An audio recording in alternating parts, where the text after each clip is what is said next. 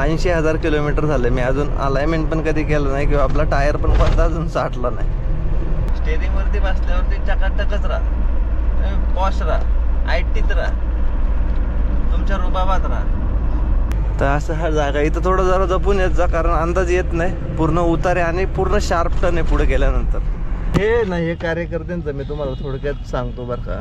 आम्ही निघताना बरोबर होतो, त्यानंतर हे कुठं गायब झाले यांचा तपासच लागला नाही. माझं लक्ष कॅमेऱ्याकडे होतं आणि तो पक्षी असा येतोय म्हणून माझी नजर त्याच्याकडे गेली. तो बरोबर काचाच्या जवळ आला आणि मग भररुकाने उडाला. म्हणजे काय काय वेळेस हे चांगलं लागतं प्रत्येकाचं.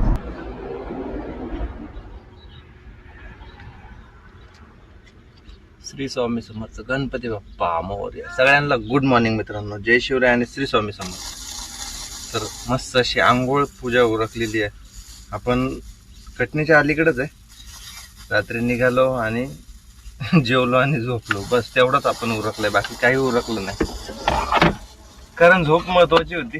झोप यायला लागली मग थांबलो. 12 वाजलेच होते आपल्याला निघता निघता. म्हणजे बाहेर आल्यानंतर जेवण वगैरे उरकताना म्हणलं मग ठीक आहे आता झोपावं आणि सकाळी प्रवास करावा. तर आता इथं ढाब्यावरती आंघोळ पूजा उरकलेली आहे. इकडे सगळ्यात एक गोष्ट चांगली काय माहितीये का, रस्त्याच्या कडेला ढाबा, ढाब्यावरती मस्त असं पाणी आणि जेवण हे चांगलं भेटतं इकडे मस्त. तर सकाळ सकाळी 7:30 वाजता आंघोळ पूजा उरकून घेतली. आणि एक प्रॉब्लेम झाला. काय झालं माहिती का, कंपनीच्या गेटवरचे जे लायसन आणि RC काढून घेतला होता ना चेक करण्यासाठी, जमा करून घेतला होता, तो तिथंच राहिला. त्याला म्हणलं आता कुरिअर कर, चला निघूया. कपडे अंगातली चेंज झाले, म्हणजे हे काल घामामुळे जी काही खराब झाली तिथे धुवून वाळत घातलेली आहेत. असं काहीच आपलं सेटअप आहे. चला करूया जर्नी कंटिन्यू. हॉटेलवरती या चहा नाश्त्याची सोय नव्हती बरं का. तो बोलला नाश्ता 11 वाजता भेटेल. म्हणलं मग ठीक आहे बाबा. आणि मित्रांनो, आजची तारीख आहे 6 जून, आपल्या महाराजांचा राज्याभिषेक दिवस. बोला छत्रपती शिवाजी महाराज की जय. आणि हा दिवस माझ्यासाठी अजून एका गोष्टीसाठी फेमस असतो, तो म्हणजे आपल्या आरूचा असतो आजचा बड्डे. आणि आज आमच्या दोन्ही मॅडम फुगलेल्या आहेत. कारण 6 जूनला पण मी घरी नाही आणि 31 मेला पण मी घरी नव्हतो. 31 मेला तर माझी 10th अॅनिव्हर्सरी होती. आमच्या दोन्ही मॅडम आता फुगलेल्या असणार आहेत. पण काय करताय मित्रांनो, कुछ पाने के लिए कुछ खोना तो पडेगा ना बस. आता ही सिरीज जर म्हणाल तर मला ही सिरीज प्रॉफिटेबलच होती आणि तिच्यासाठी मला दोन्ही गोष्टींसाठी थांबावंच लागलं. पक्षी आडवा आला होता माझ्या असा, त्यामुळे मला तिकडे पाहावं लागलं.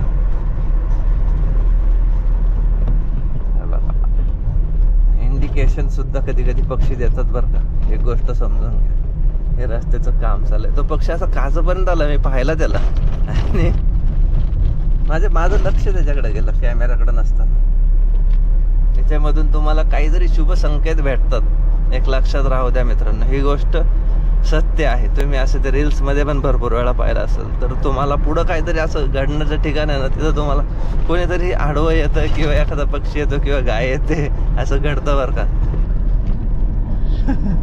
म्हणजे माझं लक्ष कॅमेऱ्याकडे होतं आणि तो पक्षी असा येतोय म्हणून माझी नजर त्याच्याकडे गेली. तो बरोबर काचाच्या जवळ आला आणि मग भररुकाने उडाला. म्हणजे काय काय वेळेस हे चांगलं लागतं प्रत्येकाचं. तर मी सांगत हा विषय होता की आता काही गोष्टी पाहण्यासाठी काही गोष्टीचं कॉम्प्रोमाइज करावं लागतं. तर ह्या दोन्ही गोष्टी, आता तुम्ही जर जून महिन्याचा विचार कराल तर जून महिन्यात जे काही तुमचे खर्च आहेत, आता आपल्या गाडीला 1 वर्ष कंप्लीट होत आहे, त्यामुळे आपल्याला इन्शुरन्स सर्वात महत्त्वाचा आहे. आणि इन्शुरन्सचा खर्च किती आहे तुम्हाला माहिती, हप्त्यापेक्षा जास्तचा इन्शुरन्स निघतो नव्या गाडीचा.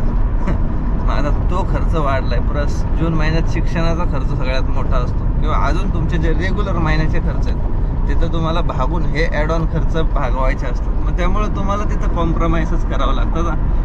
काही वेळेस आता घरचे नाराज तर होतात की असे जर फंक्शन आणलं, सण आणला किंवा तुम्ही जर घरी नसाल आणि त्यांना असं वाटतं की मग आपण मुद्दाम करतोय. तर आता मुद्दाम काही नसतं, ती जबाबदारी असते. आणि त्यामुळं तुम्हाला हे काम असं आहे की तुम्हाला हे फिक्स नाही आहे, तुम्हाला जेव्हा काम येईल तेव्हा पुढं पळणं आहे.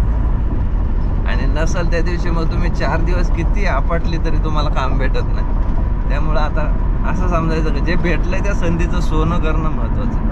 9 वाजलेत मित्रांनो, आपण कटनीला पोहोचलो. कटनी बायपासच्या पुढं बघा समोर बायपास थांबतो. चला चहा नाश्ता उरकून घेऊ. या मित्रांनो नाश्ता करायला मस्त पैकी पराठा, सॉस, चटणी, कांदा, लिंबू. चला.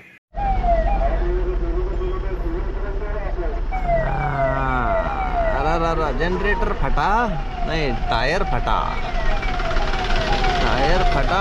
आणि हे पण फटा. हे बघा आलं रस्त्याच्या बाजूला गाड्या लागला का येण्याच्या वाले आलीच कोकायला. का माणूस काय तिथं शोला थांबलाय का टायरवाल्यापाशी. चला निघालोय मित्रांनो. चहा नाश्ता उरकला, पराठा खाला एक आणि चहा घेतला आणि आपण निघालो.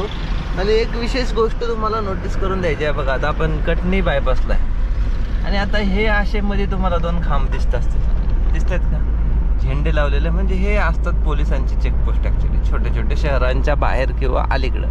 पण तुम्हाला माहिती आहे का इथं कोण बसतं सांगा बरं. इथं बसतात पोलीसवाले नाही तर वसुली एजंट. म्हणजे जे तुमचे इन्शुरन्स हप्ते बिप्ते बाउन्स असतात ना, तर त्यांचे हे कार्यकर्ते इथं बसलेले असतात, पोलीसवाले नसतात इथं. हे लक्षात राहू द्या बरं का. कारण ते तुमच्या गाडीचा गाडीचा नंबर मोबाईलमध्ये चेक करतात की तुमचा काय बाउन्स आहे का काय, म्हणजे लगेच पकडायला. ही गोष्ट खरी आहे.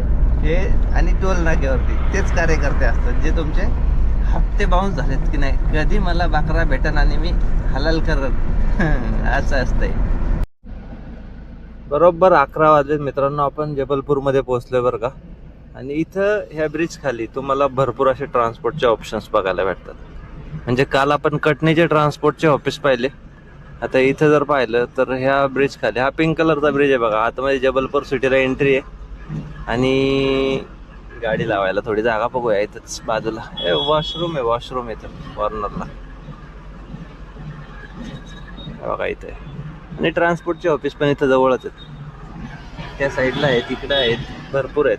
हा अरे वा, आपल्या माणसाची गाडी पण इथंच लागलेली आहे. चला, महादेववाल्याच्या पार्किंग समोर थांबलंय बघा. DCM महादेव दिसलं का, शेजारी आहेत. असे कार्यकर्ते. दिसली का MH14. जाऊ काय की नागपूरला रिकामा. नको थांब. यांच्याकडे माल भेटेल, सूत्र हालते. हो घ्या, तुम्हाला पण घ्या. हे कार्यकर्त्यांचं मी तुम्हाला थोडक्यात सांगतो बरं का. आम्ही निघताना बरोबर होतो, त्यानंतर हे कुठं गायब झाले यांचा तपासच लागला नाही.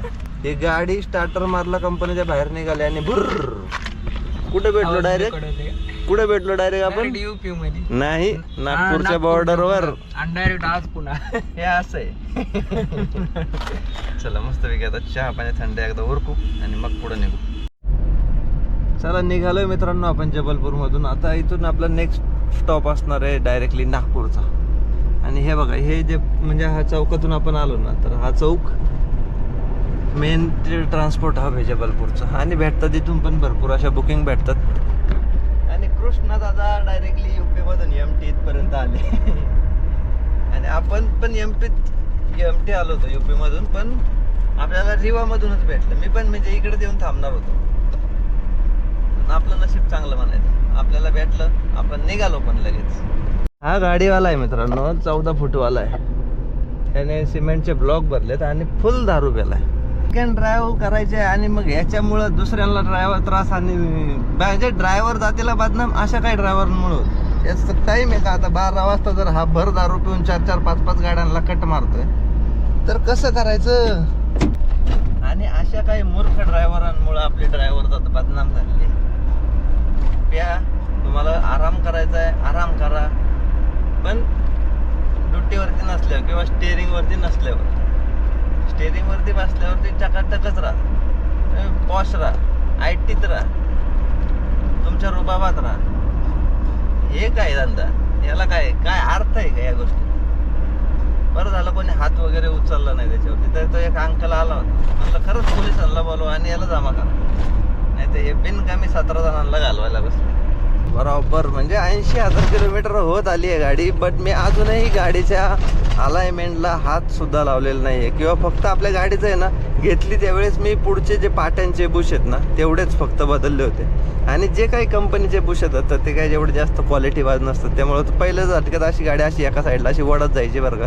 पण आता तसा काही प्रॉब्लेम नाही आहे आपल्या गाडीला. म्हणजे प्रॉब्लेमच नाही आहे, बट सांगायचं तात्पर्य एवढंच की जेव्हा पण तुम्ही तुमच्या गाडीचं अलाइनमेंट करता किंवा तुम्ही पाट्यांचं काम करता, बुशिंगचं काम करतात, तुमचे टायर चाटत असते गाडी, हे सगळे जे प्रॉब्लेम्स आपल्याला पुढच्या टायरला सापडतात ना, तर याला सगळ्यात मोठी जबाबदारी असते ती त्या बुशची. ते बुश जर तुमच्या कंपनीचे बदलले नाही ना नव्या गाडीचे, तर तुमची गाडी अशी वन साईड चालायला सुरुवात करते. तसं आपल्या गाडीला काही प्रॉब्लेम नाही, प्रॉपरली चालते.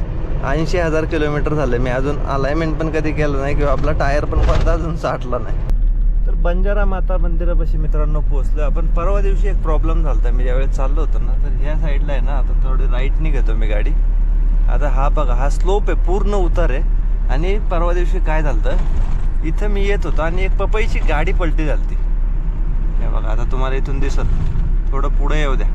आणि ती गाडी निघून गेल्यानंतर ना ह्या पपाया सगळ्या इथंच पडल्यात. आणि एक टू व्हीलरवाल्याचा एवढा बेकार ॲक्सिडेंट झाला होता. नाही बघा, इथं हे जे लावले ना, हे सगळे मी लावून गेलो होतो त्या दिवशी. हे जे लावलेत ना, हे लाल लाल स्टॉपर, तर झालं असं की ते टू व्हीलरवाले पडले तिथं घसरून. ते पपई वल्ली वल्ली होती तिथं सगळे, आणि एवढं लागलं होतं त्यांना. हे सगळे स्टॉपर मी गोळा केले, ते तिकडं पुढं पडले होते, तेवढे सगळे गोळा करून आणले, तिथं लावले आणि त्यानंतर 108ला कॉल केला. आता ते होते ज्यांचा ॲक्सिडेंट झाला होता टू व्हीलरचा, तर ते 50-60 वयाचे होते, त्यांना काय एवढं फोन वगैरे कळत नव्हतं. तर मी 108ला कॉल केला, त्यांना बोलवलं तिथं, त्या माणसाला गाडीमध्ये बसून दिलं. मी ॲक्च्युली ह्या सगळ्या गोष्टी शूट नव्हत्या केल्या, पण ह्या लोकेशनवरती आता रिटर्न येताना ना म्हटलं तुम्हाला एकदा ही जागा दाखवून द्यावी की ही जागा एवढी खतरनाक आहे. कारण ह्या करवरती ज्यावेळेस गाड्या येतात ना, कंट्रोलच राहत नाही. तर असं हा जागा इथं थोडं जरा जपून येत जा, कारण अंदाज येत नाही. पूर्ण उतार आहे आणि पूर्ण शार्प टर्न आहे पुढे गेल्यानंतर बंजारा माता मंदिरापाशी. चला आता पोहोचूया डायरेक्टली बॉर्डरवरती. पण ही जागा मित्रांनो तुम्ही लक्षात राहू द्या, कारण गाड्यांचा स्पीडचा खूप जास्त असतो. पुढं काय घडलं हे कळत नाही ह्या लोकेशनला. RTO चेकपोस्ट हात दाखवत होता, म्हणत होता तिकडून घाला, पण मी घातली सरळ सरळ. त्या दिवशी रात्री इथं थांबवलं होतं बरं का शिवनेला. आतमध्ये मस्त टेबल बिबल मांडून बसतात कार्यकर्ते. चला निघालोय बॉर्डरवरतून पुढं. ते बघा यांचं इकडून आहे, याला तिकडं म्हणतात.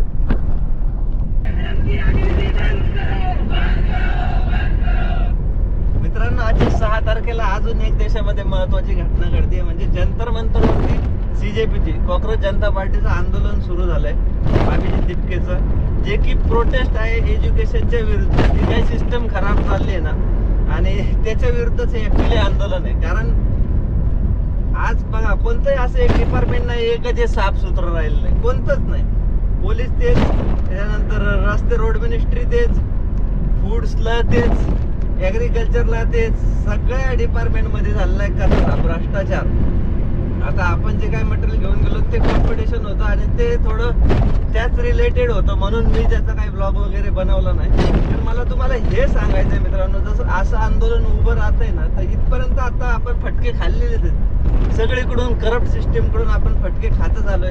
मग एक चान्स जर अभिजितला दिला तर काही प्रॉब्लेम नाही, कारण कोणतरी ह्या विषयांवरती आवाज उठवण्यासाठी पुढे येत आहे. अपोजिशन तर फेलच आहे.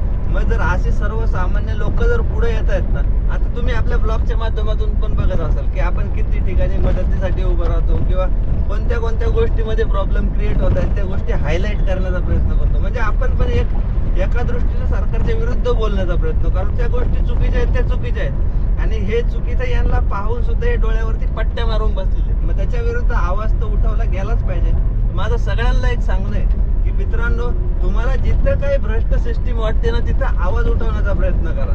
काय होईल एक वेळ, शेवट काय आहे, शेवट सगळ्यांचा एकच आहे, तोच होणार आहे. त्यामुळं शंटासारखं जगण्यापेक्षा आहे ना, ताठ मानेने जगण्याचा प्रयत्न नक्की करा. भारत माता की, भारत माता की, भारत माता की.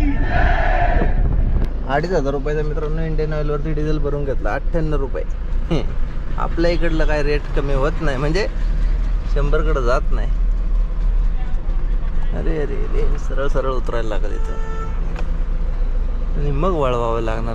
पंपावरती पण गर्दी आहे, कारण हा पहिलाच पंप आहे त्याच्यावरती डिझेल चालू आहे. चला नागपूर जेवायला पण थांबू यार, पहिलं जेवून घेऊ, पुढं आता जेवायचा ब्रेक घेऊ. NH44 नागपूर राहिलंय फक्त 40 किलोमीटर. काट्यावरती कोणी अडवलं वगैरे नाही बरं का मित्रांनो आपल्याला. त्या दिवशी पण इथं जेवायला थांबलो होतो, पुढं अफनागरला आंघोळी केल्या होत्या आणि इथं जेवलो होतो. आता पण लंच ब्रेक इथंच उरकून घेऊ.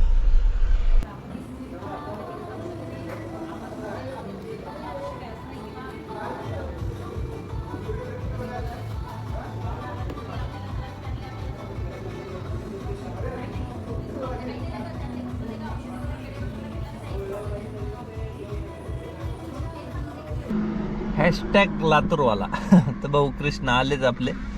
MT निघून बरं का जबलपूरवरतून. म्हणलं तिथं काय आपल्याला जमत नाही, म्हणलं निघतो मी. तर तिथं समोर होता, कपडे वगैरे आणायला गेलाय. तर आता इथून आपल्याला डायरेक्टली नागपूर आणि नागपूरवरतून डायरेक्ट समृद्धी पकडून आपल्याला पुण्याला जायचं आहे. तर लास्टची सिरीज तुम्ही पाहिली असेल, आपण नागपूरवरतून जी गाडी भरली होती JWR साठी, त्यावेळेस पण ह्याच टायमिंगला आपण प्रवास सुरू केला होता. तर आता पण तसंच करू. बरोबर 6 वाजलेत. आता ते आले का इथून निघू डायरेक्टली नागपूर सिटी, समृद्धी हायवे, आणि समृद्धीवरतून डायरेक्टली आपला पुण्याचा प्रवास आपल्याला करायचा आहे. 7:30 वाजलेत मित्रांनो, आपल्याला आपण समृद्धीवरती पोहोचलोय. आता बघूया आपल्याला किती रस्ता कव्हर होतोय रात्रीचा, कारण झोप काल रात्री पूर्ण झाली होती, पण या उन्हाळ्या दिवसात एवढी झोप पटकन येते ना रात्रीची. तर आता जेवढा वेळ जागा आहे तेवढा वेळ रस्ता खेचण्याचा प्रयत्न करू समृद्धीला. आणि जर अजून माझं काही पार्टीवाल्याशी बोलणं झालं नाही की उद्या आपली डिलेवरी होईल किंवा नाही होणार, त्यामुळं आता सकाळी ज्यावेळेस त्यांना फोन करत त्यावेळेसच समजेल की आपलं मटेरियल उद्या डिलेवरी होते की परवा डिलेवरी होते. अमरावती एक्झिटवरती पोचलो मित्रांनो. 2,500 रुपयाचं डिझेल बसलं होतं, 2542 रुपये. हलका हलका पाऊस पडतोय, वारं भरपूर आहे, वारं मस्त आहे, मस्त हलका हलकाच पाऊस पडायला लागला. चहा पिला, तोंडावरती पाणी वगैरे मारलं, आणि हे बघा तरतर तरतर सुरू.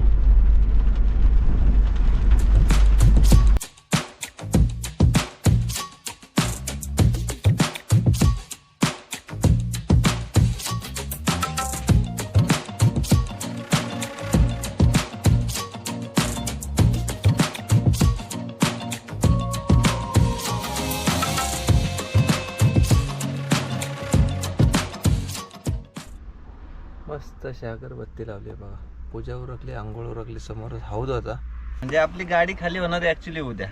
मग मी पूर्ण रिलॅक्स झालो रात्री मस्तपैकी. अकोल्याच्या तिथं झोपलो होतो, आणि त्यानंतर मग सकाळी डुगू डुगू डुगू डुगू प्रवास करत सिन्नर एक्झिट घेतला आणि इथे येऊन थांबलो. इथं आंघोळीला सोय होती, म्हणलं चला कपडे पण धुवायचे होते. घामाचा ड्रेस आपला एक धुवून टाकला. काय आता कपडे मळती नाही ACची गाडी असल्यामुळे, फक्त मग जो काही घाम असेल ना तर तेवढाच आपल्याला चेंज करावा लागतो, म्हणजे घामाचा ड्रेस. तर हा जोधपूर ढाबा आहे बरं का मित्रांनो, राजस्थानी ढाबा आहे, प्युअर व्हेजिटेरियन.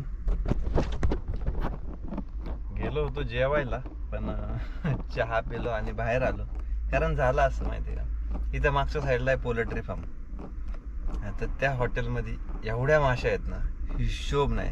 मी त्याच्यापाशी बोलत बसलो, म्हणले यार भैया तुम देखो अभी, म्हणले मच्छियाँ इतनी है, आदमी कैसे खाना खाएगा. तो मतलब अब क्या करे भैया, मतलब दूसरा जगह देखो यार. देखो अभी मछलियाँ तो तुम कम नहीं कर सकते, या पोल्ट्री फार्म को तुम हटा नहीं सकते, तो एटलीस्ट तुम्हें तुम्हारा लोकेशन चेंज करना पड़ेगा. क्योंकि देखो आदमी खाने की उम्मीद से आएगा और फिर वो चाय पी के चला जाएगा, तो तुम्हारा ही नुकसान आहे ना, है की नाही. असं काहीसं बोलणं झालं आमचं त्या ढाब्यावरती त्या मालकाबरोबर. बाहेरच बसलो जाऊ, लय मच्छी, एवढे मासे का त्याला लिमिटच नाही जाऊ. मालक सुद्धा आपला खुर्ची घेऊन बाहेरच बसला, म्हणजे अशी कंडिशन आहे. चला पुढं जाऊन जेवायचं, बघू काय नियोजन लागतंय का. म्हणजे आता एवढं आंघोळ बिंघोळ उरकली आहे, मग चहा घ्यावा आणि निघावा. म्हणजे काय करता, आला इथे हॉटेलला तर नाही जेवण तर चहा तरी पी नाही. आपल्याला चांगलं नाही वाटत नाही का एखाद्याचे फुकट घ्यायला. आता डायरेक्टच घरी जाऊया मित्रांनो, पुढे ब्रेक नको घ्यायला, थांबायला नको, म्हणजे काय टाइमपास नाही व्हायचा आपला. डायरेक्टली घरी जाऊन आराम करतायत. आता गारगाव, त्यानंतर आळेफाटा, नारायणगाव, आणि मग आपलं गाव. चला